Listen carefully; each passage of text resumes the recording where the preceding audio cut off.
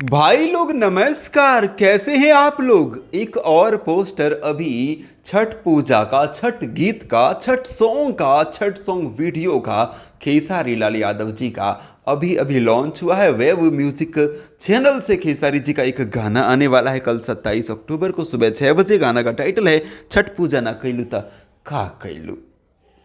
इस गाना को टुनटुन यादव ने लिखा है। म्यूजिक है सत्येंद्र जी का, वीडियो डायरेक्टर हैं आशीष सत्यार्थी।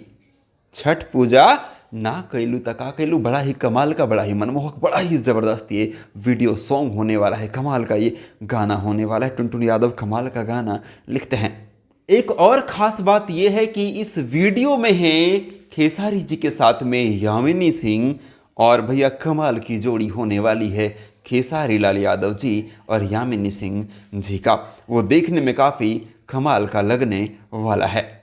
सो तैयार रहिएगा कल सुबह 6 बजे 27 अक्टूबर को वेव म्यूजिक चैनल पर। सो अपडेट था, मैं महेश पांडे, आप लोग देख रहे थे बॉलीवुड एंटरटेनमेंट। ये अपडेट पसंद आया तो इस वीडियो को लाइक शेयर ज़रूर कीजिएगा। Love you all.